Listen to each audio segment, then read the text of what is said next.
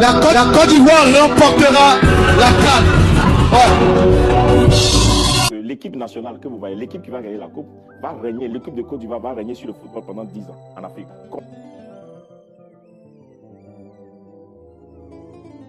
Hello les amis, j'espère que vous allez bien dans le précieux nom de notre Seigneur Jésus-Christ.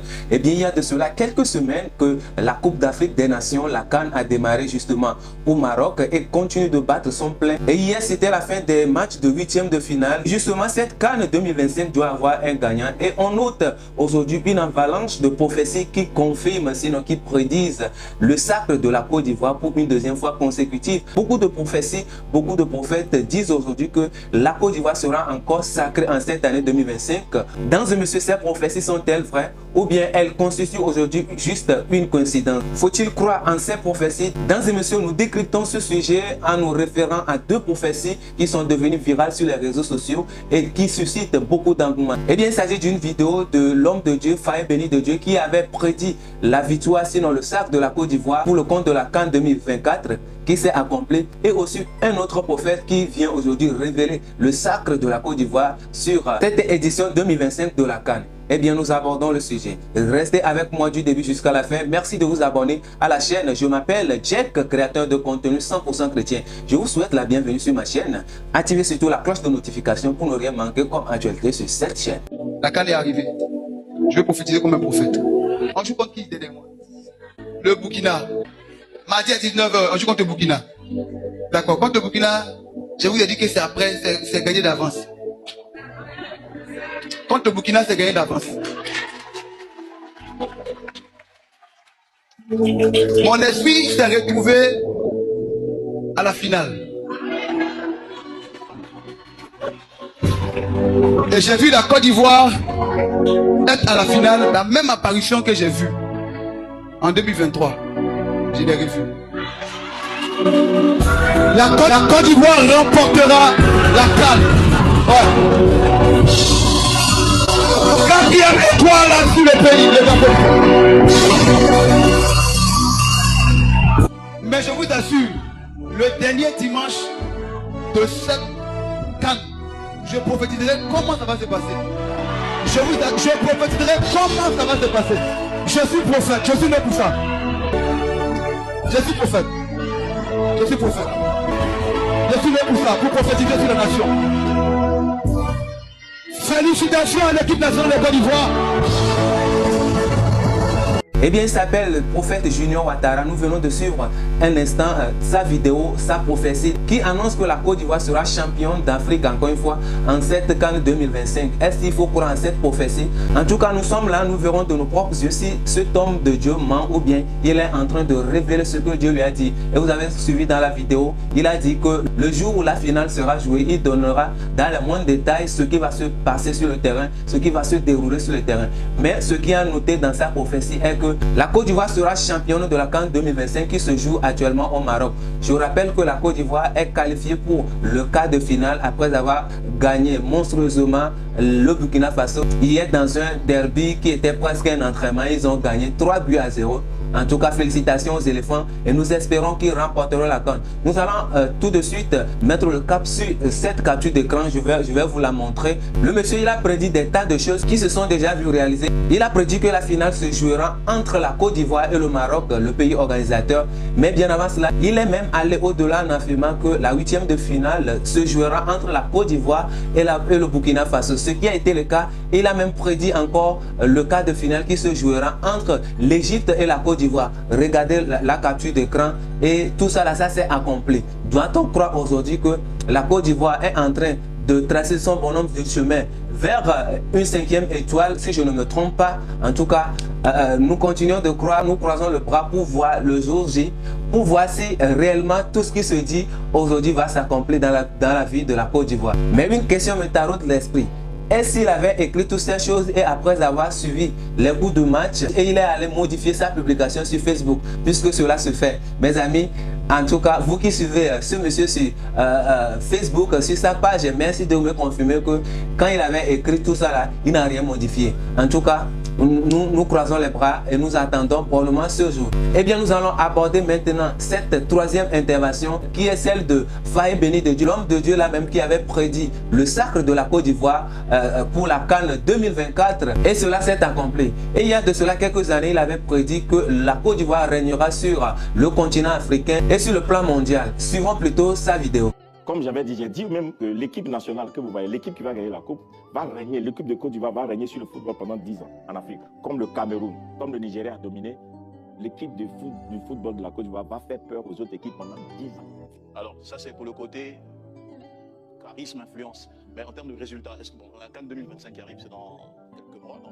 Laissez chaque chose, est-ce que la Côte d'Ivoire va remporter la CAN? Laissez chaque chose arriver en son temps, Dieu parlera en son temps. Est-ce que c'est la prochaine Coupe du Monde que la Côte d'Ivoire va se... Laissez chaque chose arriver en son temps et Dieu parlera en son temps. D'accord. Déjà, prophétiser sur des événements d'envergure, je ne dirais même pas national, mais international, parce que l'Afrique des Nations, c'est international, c'est même, ça peut aller jusqu'au planétaire. Oui. Étant donné que selon certains chiffres, la CAN aurait été vue par plus de 2 milliards de personnes cette année, c'est tout de même très risqué de prédire, de prophétiser sur des événements de ce type-là, parce qu'en cas d'inaccomplissement, je ne sais pas si vous avez mesuré toutes les conséquences qui auraient pu s'imposer à vous, à votre crédibilité, à votre image, à celle de votre communauté, et peut-être même à la famille. Je suis un homme de Dieu. Un homme de Dieu, c'est celui qui entend la voix de Dieu, qui a décidé déjà de donner sa vie entièrement. C'est une consécration, une vie consacrée, on ne s'appartient plus. Donc Dieu a décidé de m'utiliser, je me suis laissé utiliser. Et donc je n'ai plus rien à dire quand je sais que ce que j'ai reçu est concret. Je ne peux pas recevoir une prophétie en 2013 et avoir la conviction d'aller mettre la prophétie sur un support audio en 2014 et demander à mon service de communication de poster en 2015 et le 29 décembre, demander à mon service de communication de poster que la Côte d'Ivoire va gagner la Coupe d'Afrique et douter. Jamais. À aucun moment dans cette compétition, on avait douté, surtout lorsque nous avons perdu face à la Guinée équatoriale 4-0. Je ne peux même pas douter, parce que je sais que la voix que j'ai entendue, c'était la voix de Dieu. Comment vous avez réagi au fait que, après la défaite, donc la douche froide qu'on s'est prise face à la Guinée équatoriale 4-0, il y a eu les Ivoiriens, plusieurs Ivoiriens ont fait ressortir le poste justement dans lequel vous annonciez que nous remportions la CAN. Et vous avez été moqué, raillé, j'ai vu beaucoup de commentaires très virulents, des critiques très acerbes contre vous. Ils vous en voulaient, parce qu'ils estimaient que c'était une prophétie trompeuse. Est-ce que vous avez été choqué, atteint d'une certaine façon, vous et vos proches, par cette déferlante de colère? Je n'ai pas été choqué, au contraire. Pour moi, vous savez, la foi est autre chose. La foi est une folie pour le monde. J'étais convaincu que ce que j'ai reçu est de Dieu et Dieu ne peut pas me lâcher. Vous savez, c'est plus de 25 ans de ministère, c'est plus de 25 ans d'activité. Et dans ce pays, toute la crème des pasteurs et des pères dans l'église me connaissent. Les gens savent que je ne suis pas un homme très public, je suis très caché, je ne fais pas mes choses comme ça. Et donc si je poste que la Côte d'Ivoire va gagner, je sais ce que j'ai entendu. Et je sais ce qui va se passer. Donc je n'avais pas peur. Mais au contraire, j'attendais de voir qu'est-ce que Dieu voulait faire par cet échec. C'est ce qui est le plus important. Parce que les gens, ils critiquent l'échec, mais ils ne savent pas que l'échec est un message. Que l'échec est une victoire. Il n'y a pas de victoire sans échec. Parce que la CAN a enseigné plusieurs. Ceux qui ont peur de l'échec ne réussiront jamais dans la vie. Donc Dieu voulait provoquer l'échec pour que les gens partagent l'affiche. Et l'affiche qu'ils ont insultée, c'est la même affiche qui a donné le courage, la force à plusieurs de croire que l'homme de Dieu a dit. Je pense que ça doit s'accomplir. On ne suit pas l'intérêt de Dieu. Qu'est-ce que Dieu a gagné au fait que la Côte d'Ivoire et pas un autre pays ait remporté la Coupe d'Afrique? D'abord, il faut comprendre que la prophétie ne vient pas pour une église. L'erreur de plusieurs, c'est de penser que quand Dieu ne parle qu'à l'église. Il peut prendre un instrument dans l'église pour parler à la nation. Il y a le prophète de l'église et il y a le prophète des nations. Et si tu n'as pas le mandat, le manteau, tu ne peux pas le faire et puis ça ne va pas t'accompagner. Donc, il se trouve que je suis dans mon mandat. Ceux qui me connaissent très bien, ils savent que moi, j'ai toujours prié pour la nation. J'ai toujours fait des choses depuis des années. J'ai toujours fait ça. Donc, c'est ceux qui ne me connaissent pas qui étaient inquiets. Mais ceux qui me connaissaient savaient que si le monsieur-là a dit ça, c'est que ça va arriver. Étiez-vous obligé de poster cette prophétie, de la rendre publique? Vous auriez pu la garder et voir peut-être... Si je l'avais gardée aujourd'hui, ça ne l'a pas produit cet effet. L'effet que ça produit, c'est qu'il y a des jeunes aujourd'hui qui croient que ce que Dieu dit arrive. Il y a toute une jeunesse, il y a toute la nation qui croit aujourd'hui que Dieu parle encore, Dieu travaille. L'échec n'est pas forcément du malin, parce que Dieu peut utiliser un échec pour provoquer une victoire. Et donc l'échec de la Côte d'Ivoire a uni la Côte d'Ivoire. réveillé la Côte d'Ivoire, a ramené la ferme de la Côte d'Ivoire. L'Ivoirien s'est rendu compte qu'il n'était pas patriote pendant le début de la CAN. Mais quand l'échec est venu, il y a eu un sursaut. Tout le monde s'est réveillé. On doit comprendre qu'il y a des voies encore que Dieu peut utiliser dans les générations. Et cette voie peut venir d'un chrétien, mais ça peut être une bénédiction pour toute une nation et des nations. Ce n'est pas seulement la chose des chrétiens, c'est la chose de toute une nation, de toute une génération. Vous savez, quand l'équipe nationale jouait, moi je ne regardais pas, je priais. Vous n'avez regardé aucun des matchs des éléphants? C'est rare. J'ai passé des heures de 18 heures de prière, 12 heures de prière. J'ai passé 24 heures alignées de prière sans arrêt. Uniquement pour une question de football? Le football. Donc ce que je voulais vous dire, c'est qu'il est important pour nous dans ces derniers temps de craindre Dieu. Les gens doivent savoir que malgré tout ce que nous faisons, Dieu est à la tête. Et si Dieu veut faire quelque chose, aucun homme ne peut s'opposer à sa volonté. Donc il était arrivé que Dieu a choisi la Côte d'Ivoire pour quelque chose dans ces derniers temps. Et Dieu voulait utiliser la Coupe d'Afrique des Nations pour parler aux nations sur la Côte d'Ivoire. Lorsque vous multipliez des heures de prière pour une prophétie dont vous êtes déjà sûr qu'elle s'accomplirait, est-ce que c'est par peur que le contraire arrive, que vous priez pour empêcher un éventuel non-accomplissement de la prophétie? Parce que le travail... Vous avez besoin d'aider Dieu dans sa tâche? Enfin, je ne sais pas si vous comprenez ma question. Le travail de l'homme de Dieu, c'est d'être à l'écoute de Dieu. Je l'ai écouté, je l'ai entendu en 2013. J'ai obéi quand il m'a dit de mettre sur le support. J'ai obéi quand il m'a dit de mettre sur YouTube. J'ai obéi quand il m'a dit de poster l'affiche. Je devais rester toujours à son écoute pour savoir qu'est-ce qu'il faut faire pendant et après.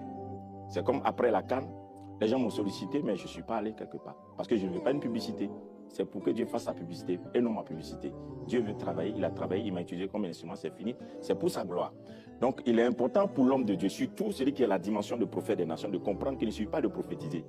Quelle est la position que tu prends pour que ton travail soit accompli? J'ai vu beaucoup d'hommes de Dieu qui sont revenus, qui avaient critiqué au départ, qui sont revenus et qui ont commencé à poster, à parler du football. Et aujourd'hui, je suis content quand je vois aujourd'hui des hommes de Dieu recevoir des joueurs dans leurs églises et tout ça. Mais c'est des choses que les gens ne voulaient pas faire. Pour eux, Dieu n'est pas dans le football. Et je crois qu'aujourd'hui, par cette prophétie, on a compris en Côte d'Ivoire et en dehors de la Côte d'Ivoire que Dieu est dans le football. Il y a des pasteurs au Nigeria qui sont très loin, qui ont des grands ministères que je respecte, qui ont prophétisé que leur pays allait gagner, comme au Congo. Mais la Côte d'Ivoire était un pays choisi par Dieu dans cette saison. C'est pas du chauvinisme, ça? Vous n'êtes pas trop patriote? Non, vous savez, d'abord, un vrai prophète doit être patriote. Oui, un vrai prophète doit être patriote. La deuxième chose, c'est savoir, est-ce que tu as entendu la voix de Dieu? Donc, si tu as entendu la voix de Dieu, tu n'as pas peur de dire ce que Dieu t'a dit. Donc, il faut pouvoir discerner quand c'est Dieu qui parle, quand c'est mais oui, bien sûr. Moi, j'ai posté la victoire de la Côte d'Ivoire. Mais après, je ne suis plus revenu là-dessus. Parce que ce n'est pas ma bataille, c'est la bataille de Dieu. J'ai suivi seulement l'instruction de Dieu. Il me dit, reste en prière, fais telle chose. Je l'ai fait. À certains moments donnés, Dieu n'a pas forcément besoin que des milliers de personnes prient, mais il a besoin du canal, il a besoin de l'instrument. Moi, j'ai fait ma part, la Côte d'Ivoire a eu la coupe. Je suis content, je suis béni. Eh bien, voilà l'intervention de l'homme de Dieu, Féa béni de Dieu, qui avait prédit le sacre de la Côte d'Ivoire lors de la CAN 2024 organisée par elle-même. Et cela s'est accompli. Aujourd'hui, nous venons de regarder sa vidéo, son intervention, dans laquelle il explique le moment où il avait reçu l'instruction de la part de Dieu. Il avait entendu la voix de Dieu pour son peuple. Et bien, selon ses propos, la Côte d'Ivoire va régner pendant 10 ans sur le football africain, voire mondial. Et donc, si on doit se baser sur sa prophétie, c'est que c'est fort probable que la Côte d'Ivoire remporte encore une fois cette CAN 2025. Même si ce dernier même ne confirme rien, ne dit rien de façon claire, de façon explicite lors de son interview accordée à notre confrère. C'est ce que nous devons noter, que c'est fort probable que la Côte d'Ivoire remporte. Et même dans son développement en tant qu'homme de Dieu, il a juste laissé la place à Dieu pour qu'il puisse accomplir son travail, accomplir son œuvre comme il a l'habitude de le faire. Et donc ce n'est pas à lui de prédire aujourd'hui, de dire quelque chose encore pour confirmer ou infirmer quoi que ce soit. Et oui, à un moment donné, nous avons tous douté de cette prophétie qu'il avait annoncée, publiée sur les réseaux sociaux en 2023, surtout lorsque la Côte d'Ivoire était sur le point d'être éliminée après avoir été la Guinée équatoriale 4 buts à 1 ou bien 4 buts à 0. Si je me rappelle, le Seigneur faisant ces choses bonnes en son temps, il a agi pour démontrer que c'est lui-même qui a confié toutes ces paroles, cette prophétie à son nom de Dieu afin qu'il puisse les rendre publiques. Et donc, il doit se lever pour agir. Ainsi donc, le Seigneur a agi et nous avons vu l'accomplissement de cette prophétie. Et donc, nous devons toujours continuer par croire que la Côte d'Ivoire va remporter cette CAN. Mais qu'en est-il de vous qui êtes dans les commentaires? Dites-moi si vous continuez continuer de croire à la prophétie de cet homme de Dieu ou bien en d'autres prophéties qui disent la même chose, qui confirment que la Côte d'Ivoire va encore remporter la CAN 2025. Merci de laisser vos avis dans les commentaires. Mesdames et messieurs, je vous remercie d'avoir suivi cette vidéo du début jusqu'à la fin. Merci de vous abonner à ma chaîne et surtout n'oubliez pas d'activer la cloche de notification pour ne rien manquer comme actualité sur cette chaîne. Je m'appelle Jack, je suis créateur de contenu 100% chrétien. Je vous souhaite la bienvenue sur ma chaîne. Shalom.